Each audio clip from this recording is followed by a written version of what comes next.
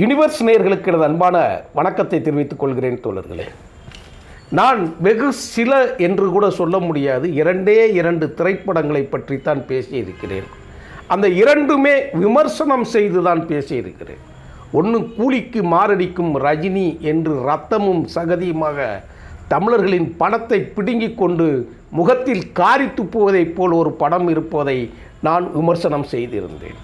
அடுத்ததாக ஒரு 50-100 ஆண்டுகளாக திட்டமிட்டு நீதி கட்சியின் காலத்திலிருந்து திராவிட உண்டு உறவிடம் பள்ளி என்று உருவாக்கி நம்மையெல்லாம் ஆளாக்கிய ஒரு முக்கியமான சூழலைக்கு கெடுப்பதைப் போல தன் தந்தையாரின் கனவு நிறைவேற்றுவதற்காக ஒரு படித்தவன் வெளிநாட்டில் வேலை இருப்பவன் ஒரு இட்லி கடையை வைக்கணுங்கும் போது ஏற்பட்ட ஒரு கோபத்தில் ஒரு காட்சி ஒன்று போட்டோம். அதுக்கு பிறகு நான் இப்போ ஒரு திரைப்படத்தை உண்மையிலேயே மனதார நீங்கள் அனைவரும் பார்க்க வேண்டும். ஏதோ ஒரு 10-20 பேர் 100 பேரோ 1000 பேரோ போய் சேர்ந்தால் ஒரு நல்ல திரைப்படத்தை நீங்கள் பார்த்த அனுபவத்தை பெற வேண்டும் என்பதற்காக சிறை என்கின்ற படத்தினை பற்றி 4 வரி நான் சொல்லப் போகிறேன். அதுதான் உண்மையான காட்சி. சிறை உங்களை கட்டி போடும். நான் முதலே ஒரு விஷயத்தை உங்களுக்கு நான் தெளிவுபடுத்த விரும்புகிறேன். விசாரணை படம் பார்த்துருப்பீங்க, வெற்றிமாறனோட விசாரணை படம். ஜெய்பீம், சூர்யாவோட ஜெய்பீம் பார்த்துருப்பீங்க. பாலாஜி சக்திவேலோட வழக்கு எண் 18 பார்த்துருப்பீங்க. இந்த 3மே விசாரணையை பற்றின படங்கள் தான். கோர்ட்டு, போலீஸ் விசாரணை. இந்த 3லுமே என்ன இருக்கும்னா, நீங்கள் கண்ணீர் விட்டு கதற அளவுக்கு உண்டான காட்சியை தாண்டி பதறுகிற அளவுக்கு காட்சி இருக்கும். அதாவது ரத்தம் சிந்துறது, அடிக்கிறது, கத்தல், கதறல், மரண ஓலம், அந்த சத்தமெல்லாம் இருந்திருக்கும். இந்த படத்தில் ஒரு கதறல் கூட இருக்காது. கதாநாயகன் 2 இடத்துல அழுவாப்பில், அந்த 2 இடத்தில் நீங்களும் கண்ணீர் சிந்துவீர்கள். அவ்வளவுதான். காரணம் அப்படியே உயிர்ப்போடு இருக்கும். அதான் ரொம்ப முக்கியமான விஷயம். போலீஸ் கொடூரமாக தாக்குவதைப் போலையோ ரத்தம் சிந்துவது போலையோ ஒரு காட்சி கிடையாது.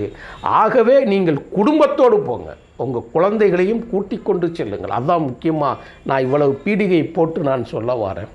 அதில் 2 காட்சிகளுக்காகத்தான் இந்த காணொளியை நான் பதிவு செய்கிறேன் தோழர்களே.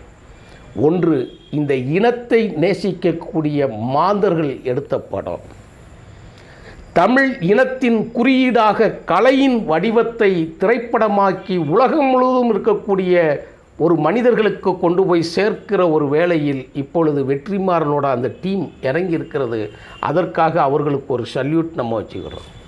அடுத்ததாக என்னவென்று தெரியுமா, நடிகர் திலகம் சிவாஜி கணேசன் அவர்களுடைய பெயரன் விக்ரம் பிரபுவுக்கு இந்த படம் மிக முக்கியமான ரோலாக இருக்கும், மைல்ஸ்டோன். இப்போ பைசன் படம் பார்த்தோம் இல்லையா, பைசனில் விக்ரமோட மகன் என்ன சொல்கிறாப்புல, இதுதான் என்னுடைய முதல் படமாக நினைத்து கொள்ளுங்கள்னு சொல்லி அந்த பையன் சொல்லியிருப்பாப்புல.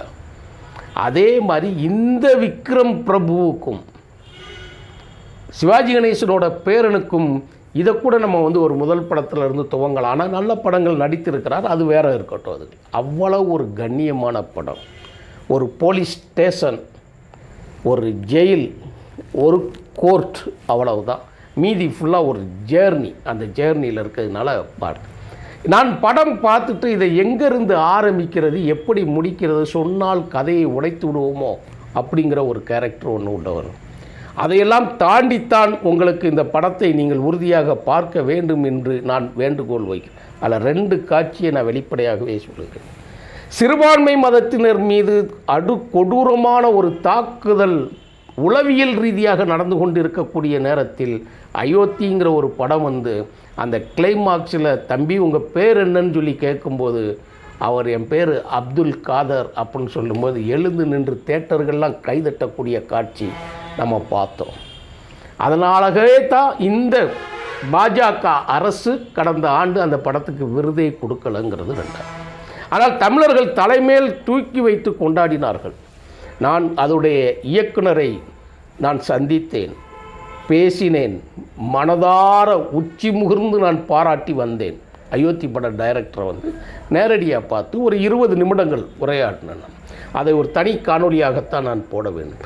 அதே போல் இங்கே இருக்கக்கூடிய ஒரு சிறை காட்சி, அந்த கைதியாக இருக்கக்கூடிய அந்த ஒரு சிறுவன், எல்லாருமே புதுமுகங்க, ரொம்ப சின்ன சின்ன கேரக்டர் பண்ணுறவங்க தான்.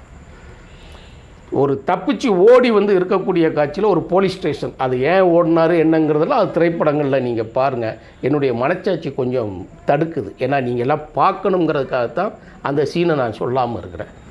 ஒரு சிறைக்குள்ளே மாட்டி போலீஸ் விசாரணை கூட்டு போன கைதியை பதப்பதைப்போட தேடி ஒரு கம்ப்ளைண்ட்டுக்காக வருவாப்புல.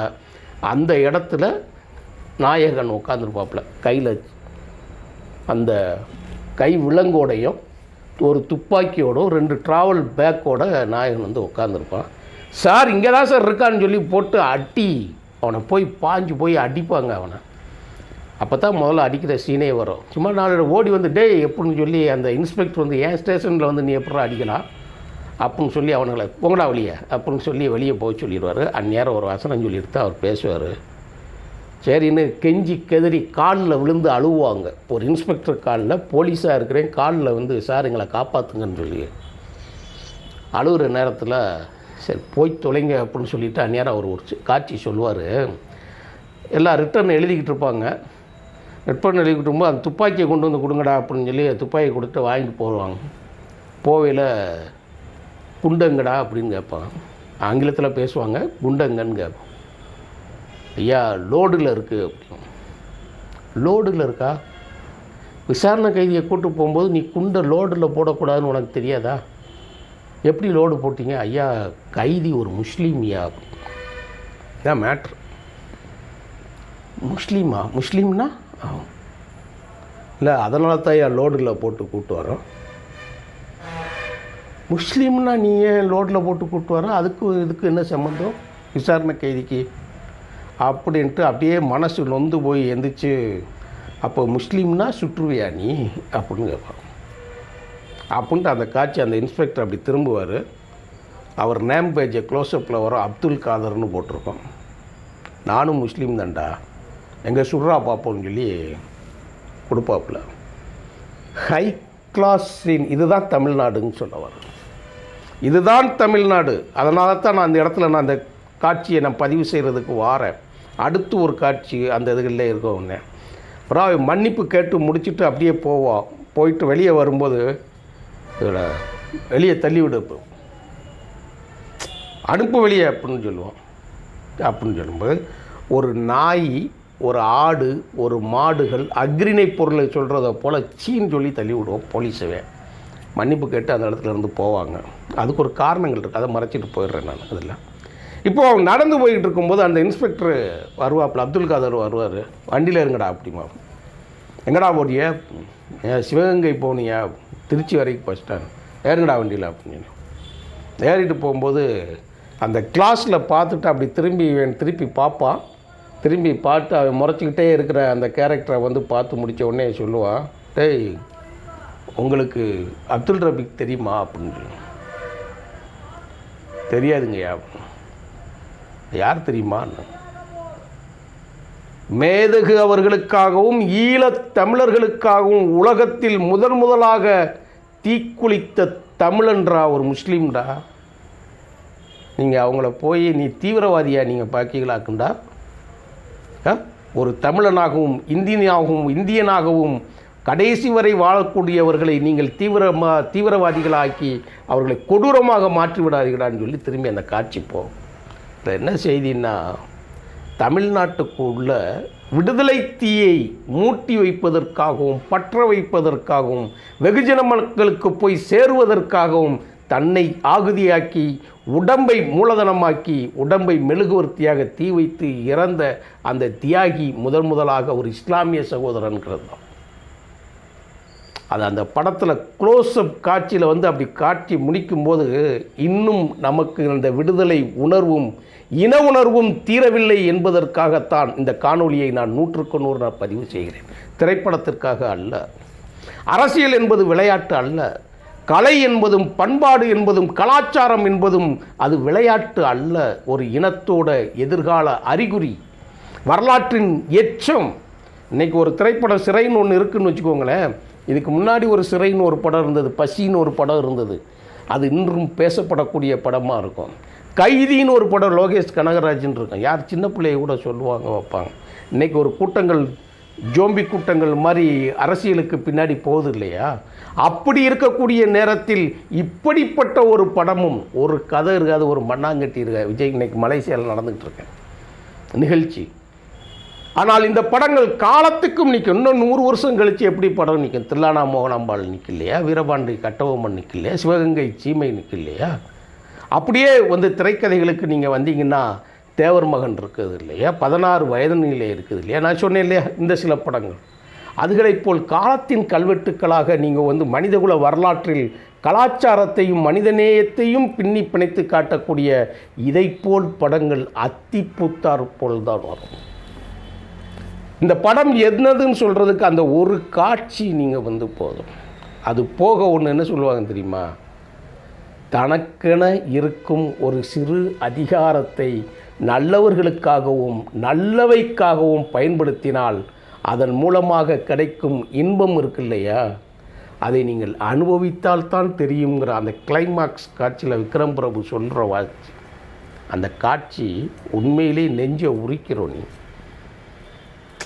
எந்தவித கொடூர காட்சிகள், கத்தல் கதர்கள் இல்லாமல் ஒரு குடும்ப பின்னணியோடு இப்படி ஒரு கதையை எழுதியிருக்கக்கூடிய விசாரணை படத்தில் வரவார் இல்லையா, ஒருத்தர் டானாக்காரன் தமிழ்பாங்க. அவர் ஏற்கனவே போலீஸ் ட்ரைனிங்கில் இருந்தவர். அவர் தான் டானாக்காரன் எடுத்திருந்தார். அது ரொம்ப முக்கியமானது. அவர் தான் இந்த கதையை எழுதியிருக்கிறார் போலீஸ். இல்லைன்னா இவ்வளோ உயிர்ப்போடு எழுத முடியாது. அப்படிப்பட்ட அவரை வெற்றிமாறனோட அசிஸ்டண்ட்டு இயக்கியிருக்கார் பார்த்தீங்களா? இந்த கதையும் நல்ல ஒரு இயக்குனரும் ஒரு நல்ல களமும் கிடைத்து விட்டதுனால இன்றைக்கி தேட்டரில் டிக்கெட் இல்லைங்க, ஃபுல்லாக இருக்குது. புது கதாநாயகன் யாருன்னே தெரியாது. அந்த கதாநாயகன் யாருன்னே நீங்கள் போய் பார்க்கணுன்னே அவசியம் இல்லை. ரோட்டில் போகக்கூடிய ஒரு சக தோழன் மாதிரி தான் ஒருத்தர் இருப்பாப்பில், அவ்வளவுதான் படம். கதை மீண்டும் உயிர் பெற்று வருகிறது என்கின்ற மகிழ்ச்சியோடும் நீங்கள் கண்டிப்பாக வாய்ப்பு இருந்தால் ஒரு நல்ல திரைப்படத்தை தியேட்டரில் போய் பாருங்கள் அப்படின்ற வேண்டுகோளோடும் உங்களிடமிருந்து விடைபெறுகிறேன் தோழர்களே. நன்றி, வணக்கம் தோழர்.